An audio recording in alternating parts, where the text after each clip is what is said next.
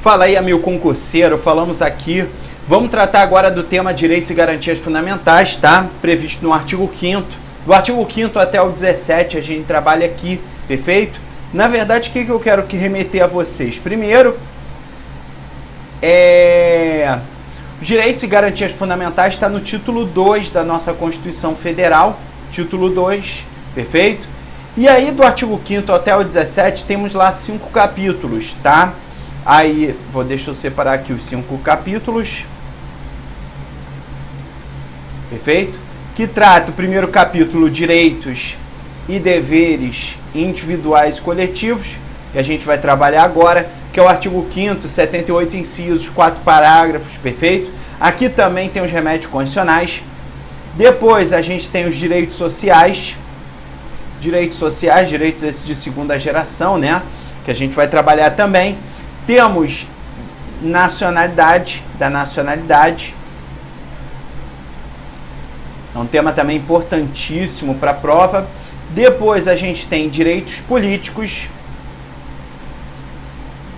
E por fim, a gente tem os partidos políticos, beleza? Então aqui a gente vai ter muita questão, tá? Muita questão. Jurisprudência, súmula vinculante pra cacete, tá? Súmula e súmula vinculante aqui nesse tópico, Direitos e Garantias Fundamentais, beleza? Aqui 60% das questões de direito constitucional, né? Mais da metade estão aqui nesse tema, perfeito? Ainda mais você que está estudando para tribunais, defensoria pública, Ministério Público, Direitos e Garantias Fundamentais é muito cobrado, beleza? Vamos lá, vamos para a primeira questão aqui, ó. Ó, questão para estagiário, olha que maravilha, do Ministério Público do Estado do Rio de Janeiro, questão de 2014. Preceitua o artigo 5º, inciso 13 da nossa Constituição da República Brasileira, falando assim: é livre o exercício de qualquer trabalho, ofício ou profissão, atendidas as qualificações profissionais que a lei estabelecer, tá? Seguindo a clássica classificação das normas constitucionais estabelecidas por José Afonso da Silva, que examina as normas constitucionais sob o prisma de sua eficácia, a norma transcrita possui. Então, na verdade, o que a gente tem? A gente tem as famosas normas de eficácia, né? Na verdade, segundo José Afonso da Silva, as normas elas podem ser as normas de eficácia plena, contida, perfeito? Ou limitada. Na hora, muitos concurseiros acabam confundindo, né, a norma de eficácia contida com a limitada. E é um tremendo absurdo, porque na verdade você pode confundir a contida com a plena, mas nunca a contida com a limitada, né? Porque a plena, na verdade, é aquela norma ali, aquele dispositivo constitucional. Quando eu falo que aquela norma, aquele artigo, aquele parágrafo, aquele inciso, né? Aquele direito, propriamente falando assim, né? Aquele direito, ele já está apto a entrar em vigor, né? E ter aplicabilidade a partir da promulgação da Constituição. Então, significa dizer que as normas de eficácia plena, elas já estão em vigor e estão tendo aplicabilidade no momento, né, da norma constitucional, da própria Constituição. Então, não precisa que nenhuma lei, né, dê a ela, né, a sua aplicabilidade. Já a norma de eficácia contida, ela é a mesma coisa. Ela já dá aplicabilidade, né, no momento da promulgação da Constituição. Só que a única diferença é que a lei aqui poderá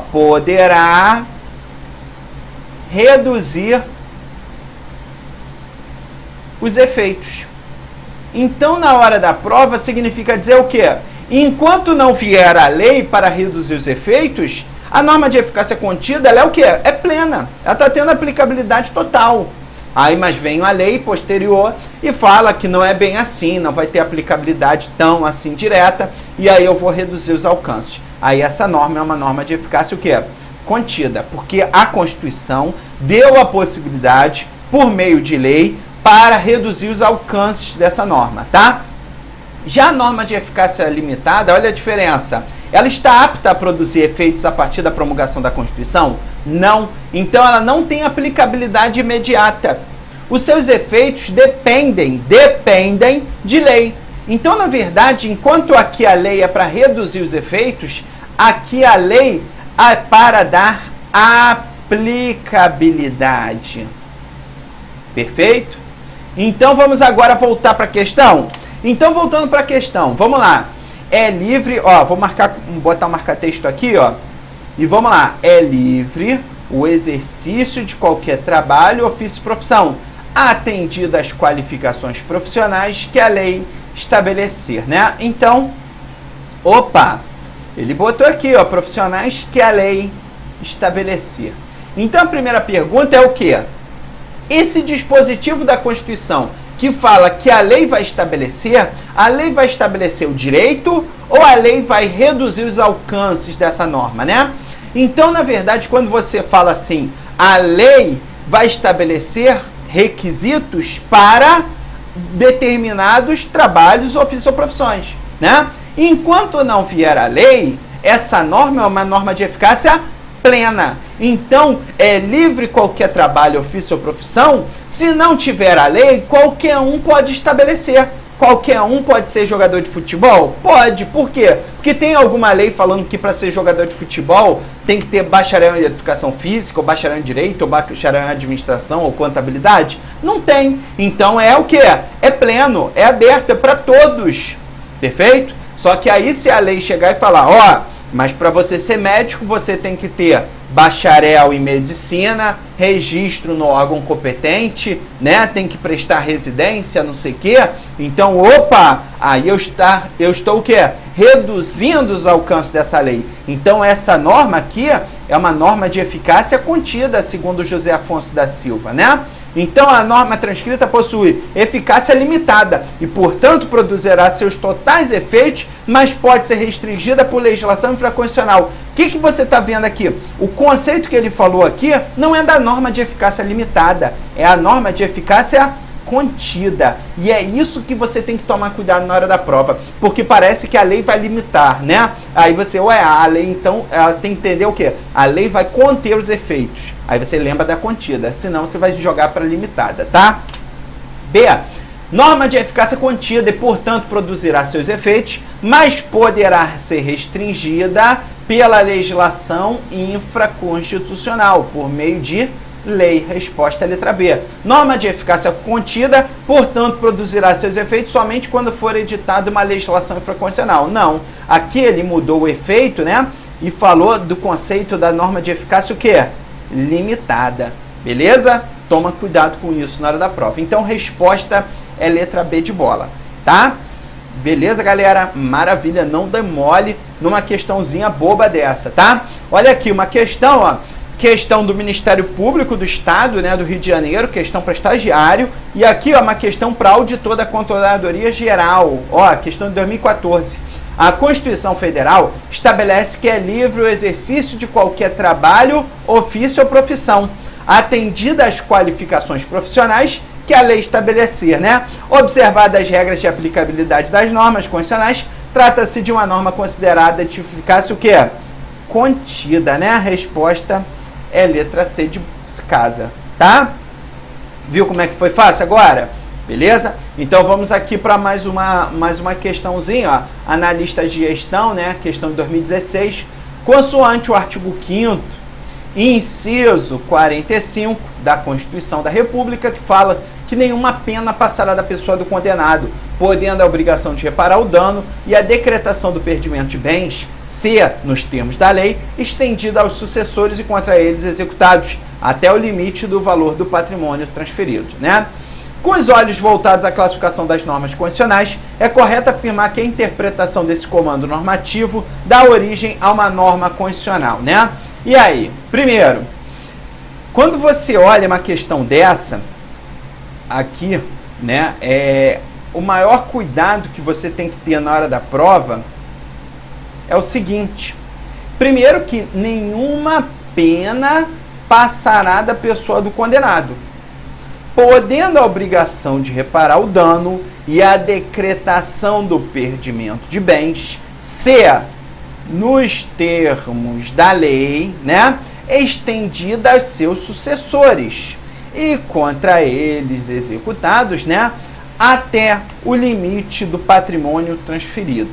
Na verdade, o que é esse princípio? Né? Esse princípio aqui traz o conceito do princípio da pessoalidade da pena. Primeira coisa que você tem que ter em mente na hora da prova, né? E segunda coisa que você tem que lembrar é que a regra é a aplicação, né, somente aquela pessoa que fez aquele ato errado, ilícito, ela responder, perfeito? Só que aí na hora da prova, eles botam a possibilidade, né, nos termos da lei, ser atingido o patrimônio de terceiros, de outras pessoas.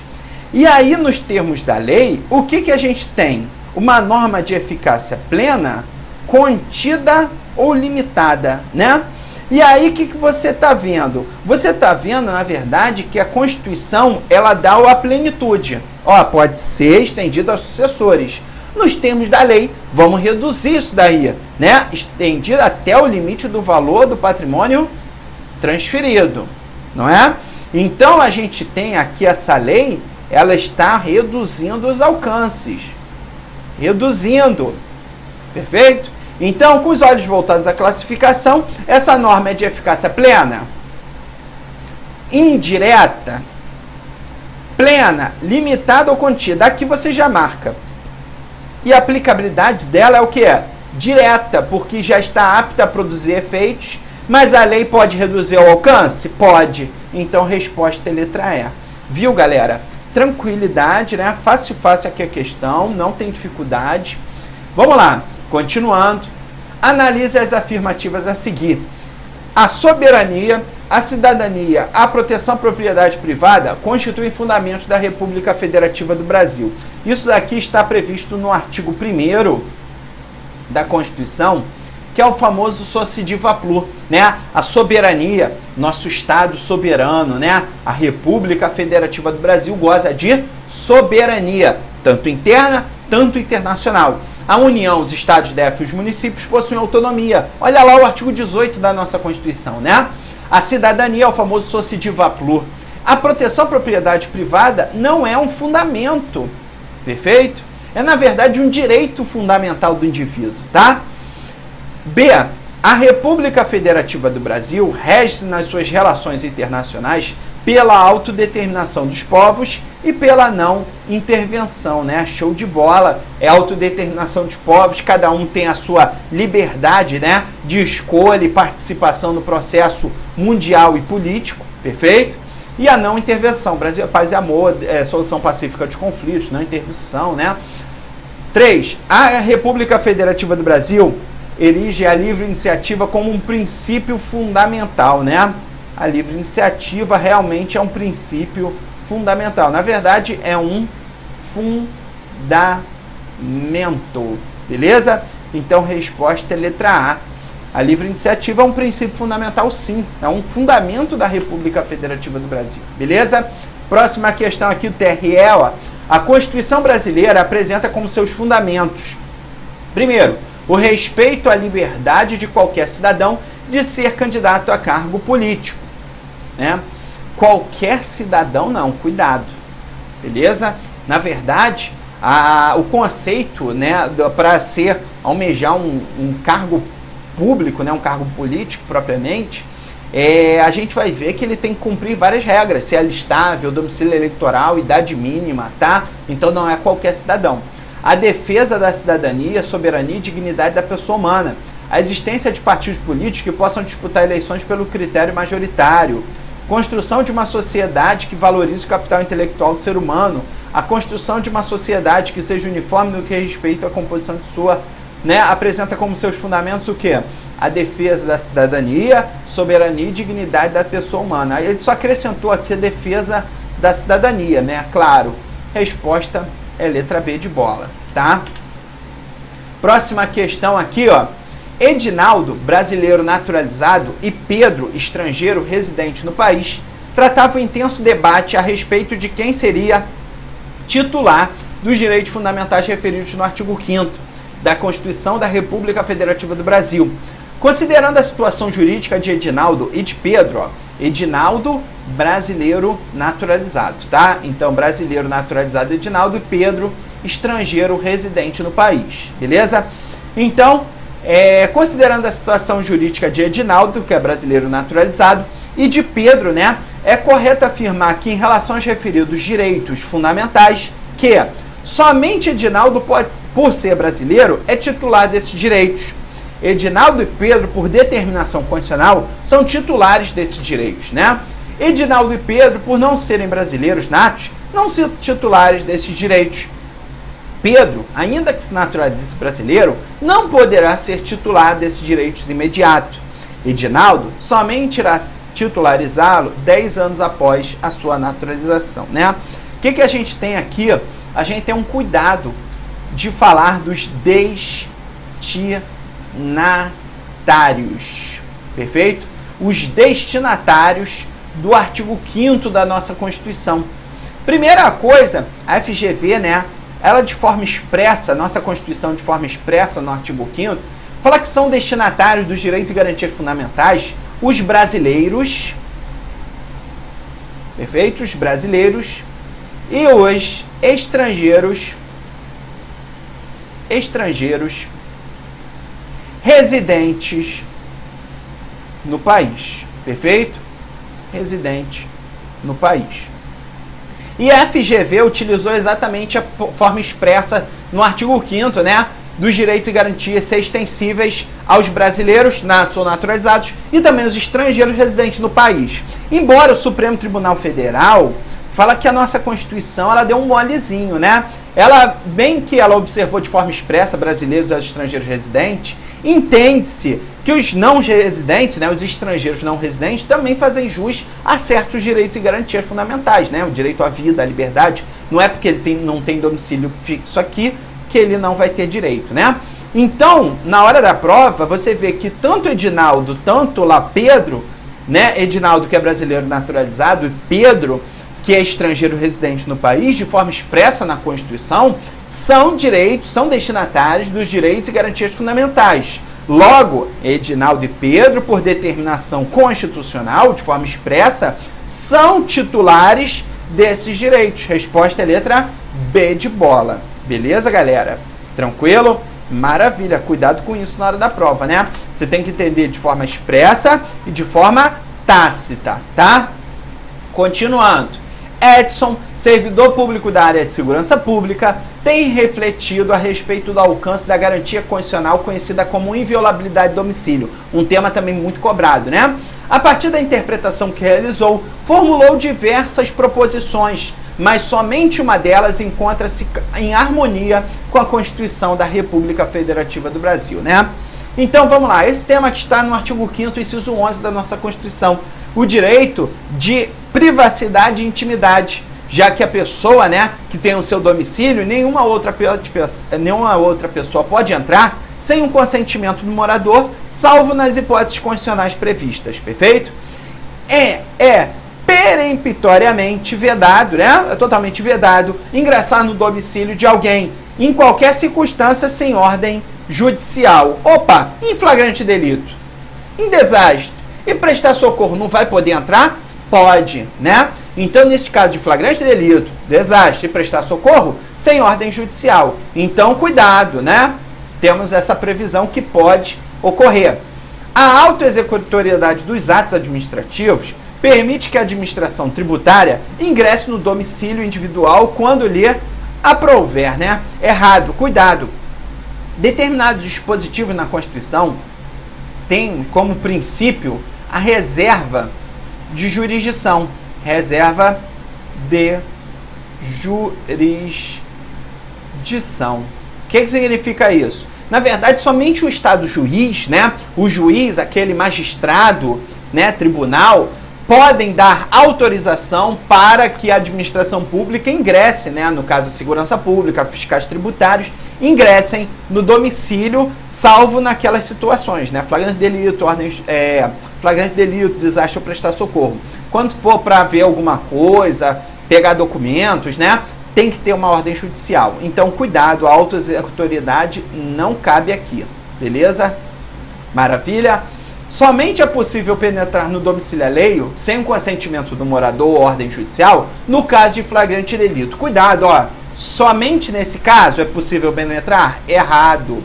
A garantia da inviolabilidade do domicílio estende-se aos escritórios profissionais aí, onde alguém exerce profissão ou atividade que não for aberto ao público, né? Isso está no artigo 150, parágrafo 4 do Código Penal, que trata do conceito de casa, beleza? A determinação judicial, autorizando a penetração no domicílio alheio, sem um consentimento do morador, pode ser cumprida durante o dia ou à noite. À noite não pode ordem judicial, beleza? Tem que lembrar que flagrante delito, desastre ou para prestar socorro pode ser durante o dia ou durante a noite e não precisa de ordem judicial, prescinde de ordem judicial, beleza? Então, resposta é letra D de dado. Maravilha, galera? Beleza, então, fechando por aqui. Um forte abraço, no próximo bloco a gente continua. Bons estudos aí.